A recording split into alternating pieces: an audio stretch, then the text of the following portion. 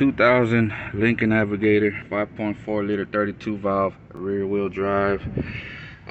Engine, oil, filter, cooler, adapter, gasket replacement. All that just for this. So man, I've been researching on the forums, on Facebook groups, Google pictures, YouTube videos. Every thing that I've seen, none of these Navigators have the same exact oil cooler adapter. They have a small one, which is just a piece about this big, and the oil filter sits sideways. This one sits vertical. Man, this is a challenge getting that thing off, because to get that thing off, you got to get the motor mount for the driver's side off. This motor mount sits on this bolt, and a bolt on the block somewhere up here. So you're looking at it like that, and ain't no way to get that thing out without taking this off. And in order to take this off, you gotta take that off. You gotta take your intake out. I took it off along with the EGR valve. Don't leave your EGR valve behind. Leave it bolted on there. What you want to do is unscrew it from right there with the tube. Take the whole tube out, because you don't want to leave your EGR valve behind, because defeats the purpose taking your intake off. You're only going to get so much clearance. But if you take your EGR along with it, you get enough clearance. What you got to do is take the bolt off from the side of the motor mount along with the passenger side motor mount. Take both of the bolts off, and then you want to raise up right here where the transmission bell housing is. You raise it up from right there, get enough clearance. I did have to wrestle this thing out. This doesn't just come out like butter. You got to fight with it. You got to get it out. I had to pry it out. I had to pry it up with a bar and just fight with it. And then I ended up breaking my water neck that goes to the lower radiator hose, which plugs in right here. So I broke that off. Now I gotta change my lower radiator hose. And also, before you start lifting anything, like I said, take off the two bolts for both sides of the motor mounts, passenger side and driver side. And also, you're gonna have to take these nuts off from the bottom of this transmission mount. These here, the 18 millimeter. You gotta take them off. So again, the challenge is taking this thing off, the motor mount. That's the challenge, because that thing's in the way. I'm just looking at something right now. Make sure you don't jack up so much. Look how close I came to the body with that O2 sensor. You might have studs on here. I didn't. I had bolts. I hope you don't have studs. If you do, you have to take off the nuts and then the studs. I only had one stud, which is this one. I had to take the other way around. It sits like this on the block. I had to take the nut off first, and then I had to use I think it's a 6 millimeter. I had to use a 6 millimeter to get this thing out. Now to put everything back together, another challenge, but we get another day to do that. Just walking out this Advance, got the part number 70801. That looked like a direct fit. About to make sure right quick though. Let me see. What y'all think? Bam, there it is. Same yin yang. Alright. So let's put this right here. Put that right here. And this one right here. Oh, look at that. Put that right there. So $1.75 that should do to wash that oil cooler. That thing was nasty. Where we at? Tokens, coins. I'll just put them all in there. Oh, hold on. Is it working? Alright, here we go.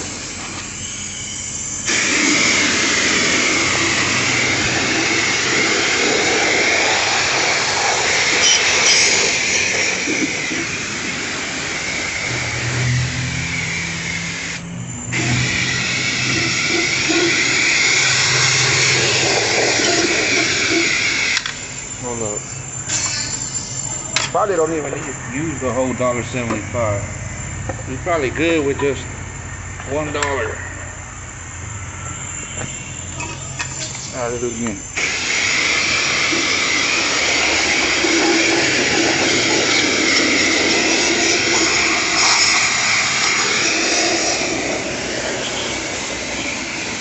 It feel like this thing ain't got enough pressure though. That's cool. As long as it's cleaner than what it was. It was filtered.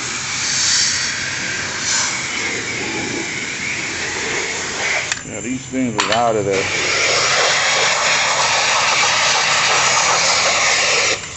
Let me find out that's gonna salvage yard. Go out there at the salvage yard getting motor mounted. We got a minute 30. I'll be back. Alright, so they go to ports way cleaner. Anybody want to see that port number? I gotta flip it upside down. I'll do it for you. Right there. I don't know why you'd want that, but go ahead. It look way cleaner now though. So I'm about to put these things back on. And let me get up under this car right quick. Well, actually, we gotta clean this up first. That feels so rough. This feels a little rough right there where the black is at. So I'm gonna just take this blade and just like drag it across like this, like that. Not straight like this, but kind of like backwards shaving in a way. See all that come off real quick like that? Because if you do it like this, you're gonna leave some lines in there. You don't want that. It's kind of like when the birds clean their beak when they're done eating, they go like this. So do it like that. Look, see that? Watch this. Yeah, that feels smooth right there, but it could get even better. Well, I'm gonna do this off camera though. Alright, so I got it as clean as I could. All that other stuff is like pitting and stuff, but you know, that's what the gasket's for. It'll cover all that up. So we're ready to throw this bad boy on there. Now we're gonna clean up that surface right there, because that one's boo-boo. So we're gonna clean up that surface, wipe it down really good after, and then get to going. So we're gonna start from the back side. We're gonna put this part in through the back side. We're gonna try something different because it's getting hung up on this sensor. That wasn't the case when I took it off, but you know, it ain't ever the same. So we're gonna take this sensor off. I'll get back with you right now. Alright, so like I said, we're gonna go in through the back side of the cross member. Let's see. Put it in like that. Put the water neck side first.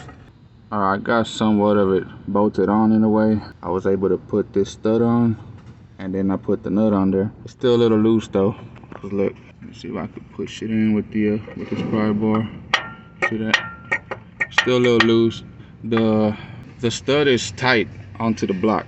What's loose is the nut. Over there, I managed to put all 4 bolts, and I had to put the bolts in there, slide the gasket on there, and make them fall on the bolts in a way, if you could kind of understand what I'm saying, and then drive them in there. So I'm gonna tighten this thing back up, and then after that, I'll worry about the motor mount. Alright, so I got the 4 bolts on the left side bolted down, and I got this stud on the right side bolted down. So I'm finna throw this motor mount on there, and hopefully I can get it to go inside that clamshell. Alright, so I put it in from the back side with the panhandle facing the back, and I got it kind of like upside down. Right now I got it kind of like upside down, and bam, now it's turned with the hose facing the block. Now what I'm gonna try to do is pry it in from the top, like see, like if I put my pry bar up on top of it and just push it up. See, there it goes, I think. Or probably not. I think I might have to do it with 2 hands. There it goes. Alright, so I was pushing this with my jack handle while I was prying it and maneuvering it with the pry bar, and I got the hose kind of pretty much lined up. So I'm gonna put those bolts that go right there and up here on the top left, and then one in the bottom right there. I'm gonna put those bolts on, put them on exactly how they go, pretty snug, pretty tight, and then I'm gonna drop the engine. So bear with me. Alright, so this bolt right here on the right side, I got that one in. I got plenty threads in it. These two don't want to line up, so what I'm gonna do is I'm gonna lower the engine just a little tad bit. Alright, so let's see what it does, just a little bit. Oh, like that movie Madagascar where he goes what do you say? Like you're kissing your sister and it goes bam. Alright, so that was a bad idea. I'm gonna have to jack it back up. As I lowered the engine down, this thing was just getting stuck. The mount was getting stuck on the clamshell down here. So all I had to do is just put this jack handle and just bang on the end with a 4-pounder. I mean, whatever that is, 4-pounder. Bang on that and it'll drop. So let's see how much lower it gets, because the engine's still jacked up, so hopefully it could get in there. Oh, there it goes. There she goes. Alright, so I'm gonna see if I can fit that the bolt. If I could fit the bolt in there like that. I'll be back. Alright, so I can't get the motor mount hole to line up with the clamshell hole. I was able to get the passenger side done.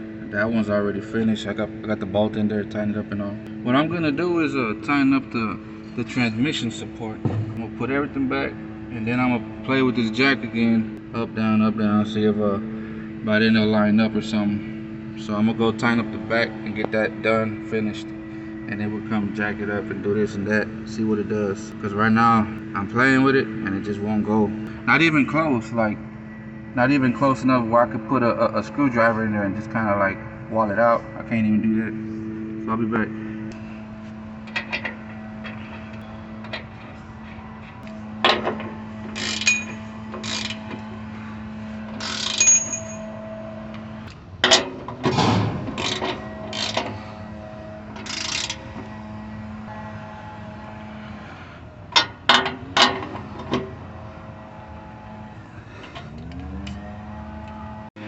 Alright, I guess that's what it was.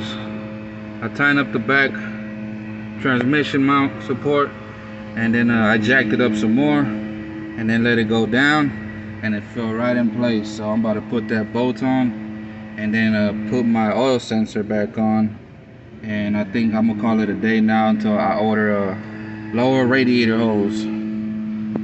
Well fam, she's pretty much all wrapped up. I'm not gonna put that temperature sensor on just yet because I need to get some Teflon. I don't want that thing leaking on me. And oh look, this is what I was looking for. My swivel. Yeah, so she's just about done. I gotta worry about some other stuff like the lower radiator hose. But yeah man, I wish I could have recorded all this stuff taking it off, but reverse order the installation and you'll be able to take it off. Peace.